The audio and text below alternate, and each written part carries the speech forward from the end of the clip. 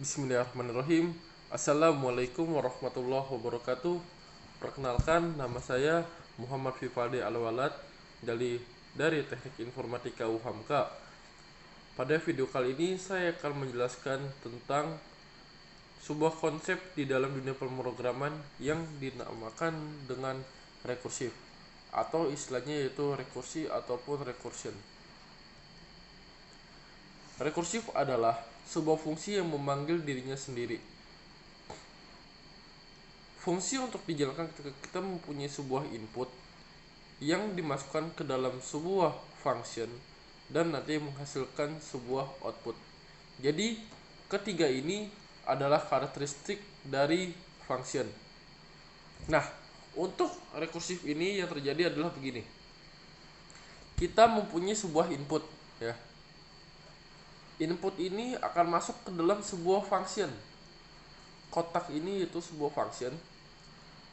Saat function ini dijalankan, function tersebut akan terdapat baris kode yang memanggil dirinya sendiri, dan pemanggilan tersebut akan berlangsung sampai menghasilkan sebuah nilai, yaitu outputnya. Nah, tapi mungkin aja ketika kalian mengimplementasikan konsep rekursif ini, pemanggilan tidak berhenti sama seperti kita menggunakan looping. Mungkin saja masuk ke dalam looping yang tidak pernah berakhir. Hati-hati menggunakan rekursif pun bisa seperti itu. Nanti pastikan pada penggunaan rekursif ini fungsinya harus berakhir dan menghasilkan sebuah nilai. Ini adalah contoh sederhana yang saya punya, yaitu namanya tes, yang di dalamnya itu mengembalikan fungsi tes itu sendiri. Nah, maka setelah tes itu dijalankan, fungsinya akan terus-terusan memanggil tanpa ada akhirnya, seperti kita buat di dalam Sublime ini, ya.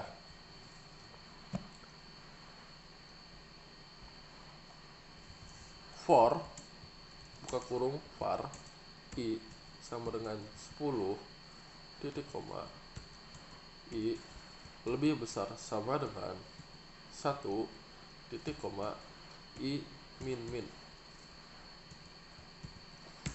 Lalu di sini kita bisa tambahkan console log buka kurung n buka kurung i. Nah, jika sini udah, kita akan coba buka di laman browsernya. Ini adalah contoh dari yang awal tadi, 10 sampai 1 normal. Nah, ini kan looping. Jika kita ingin mengubah ke rekursif, bisa. Dan caranya adalah seperti ini.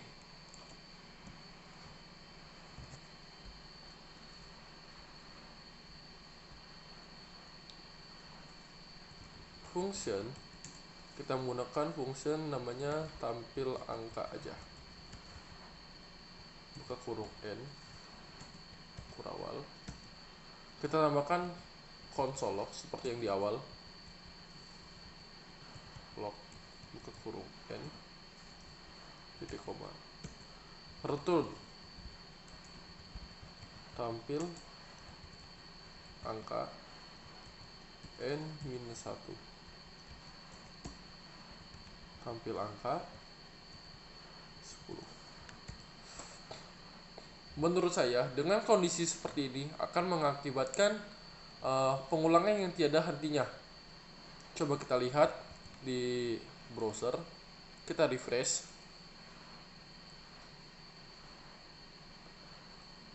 Oke, kita tunggu, sedang loading.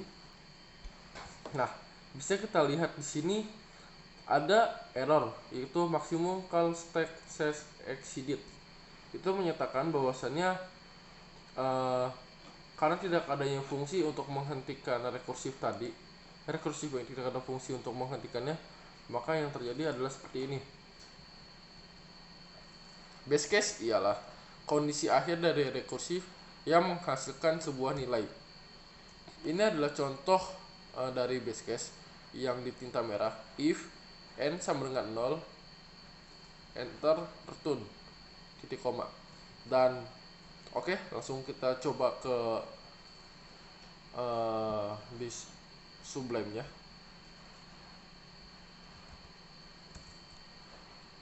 tinggal kita tambahkan di sini yang n tadi ya, yang ini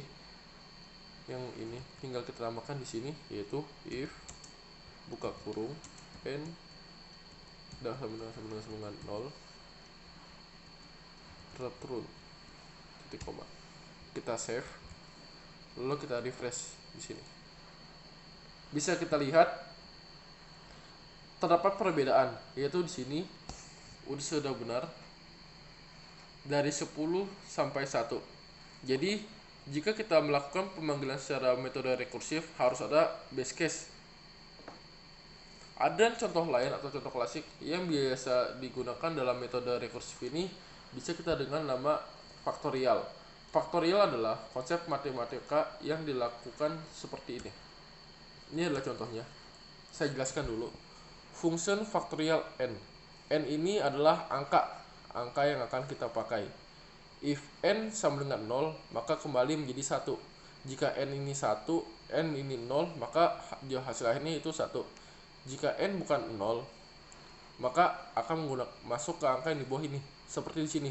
Faktorial n itu faktorial 5. Jadi n itu sama dengan 5. Oke, lanjut. Jadi kita perkalikan n dikali faktorial n kurang 1. Jadi ini 5, n itu 5 dikali faktorial 5 dikurang 1 sama dengan 4. Begitu seterusnya sampai ketemu faktorial 1.